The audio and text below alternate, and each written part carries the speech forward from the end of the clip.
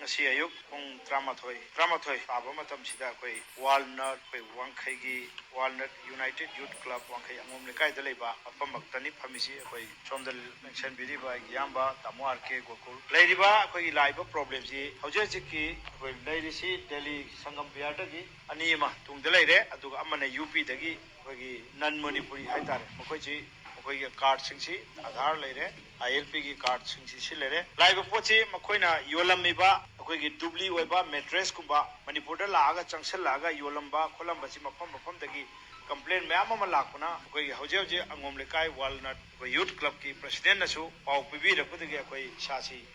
President MPCM Meitei Pangal council की हाजी अराफत अली लोइना मगाव की मिनथों हता गोलापति यूथ क्लब अखोइ एथलेटिक यूनियन क्लब की सु लेरे लेरिबा एरिया सिदा अखोइ अंगांग अनि सी फारिबा मयामना फारमिबा अंगांग अनि सी अखोइ वालनट की अखोइ यूथ लेरिबा अंगोम लेकाय की सिना रेस्क्यू तौबा ngame हाइरिसी पामदबा थौदोमा थोकपदगी मणिपुरदा सुमाइना दुबली योलकपा चंगसिलकपा लाना ILP की नचिंबा आधार नचिंबा सेमजिनबा साजेनबा सुगुंबा डुप्लीकेट यामना डुप्लीकेटिंग तौबा थबक सिंचे मणिपुरदा खुमांग चाउना चाउसिलकतना बैदमक्ता लेकाय लेकायदा लेरिबा क्लब सिंग मिनथों हतागी ओरो गलापति की ओरो इवन एनी मुस्लिम ताबो ओरो इवन मैतै इजनाव ताबो ओरो अदुगा लेरिबा प्रजा सिंसिगी चु मिकअप मिहुम नाउम सिंगनबा पोट योलिबा मखोइना मेड्रेस योलिबा सी डुप्लीकेट सिंग अयामने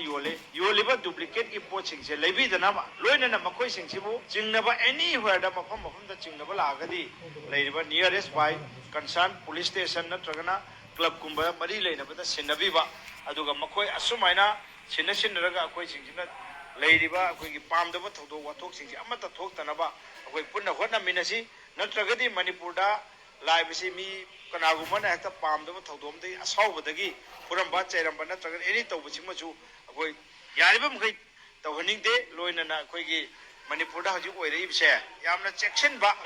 तोंगानबा मफमदगी इंडिया की मेनलैंड मैम मफमदगी चंगसिलगा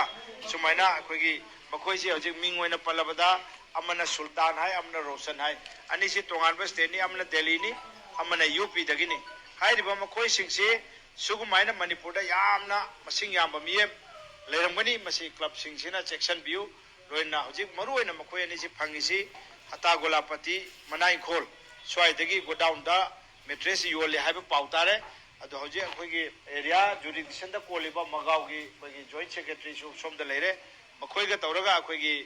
अखोइ स्टेट लेवल की MPCM मैथै पाल काउंसिल का तौरगा अखोइ ड्राइव अथु मतमदा चंगसिलगनी लोइना असिगुंबा सेरान तुरान थबक तौबा दुबली योनबा पोचे योनबा मियोसिंग इनर लाइन परमिट चिंबा सिस्टम लाना तौरंबा लाना पिरंबा सिगुंबा एनी अथॉरिटी गवर्नमेंट की वगैरह प्राइवेट की वगैरह इंडिविजुअल वगैरह मसे तौहनिंग दे अदुगा हौजिक हाइरिबा मियोसिंग से अखोइ कंसर्न पुलिस स्टेशन अखोइ पुरंपाट पुलिस स्टेशन दा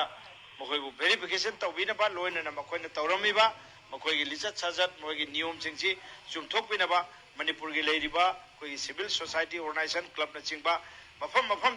मसिगी पब्लिक अवेयरनेस ओइना कोई मैथै पाल काउंसिल की माइगैदगी अमदी वाल यूथ क्लब की अंगोम लेकाई की माइगैदगी प्रजा मियामदा कोई अवेयरनेस ओइना मियामदा मसी सेक्शन बियू हाइबा मफम से थमजे।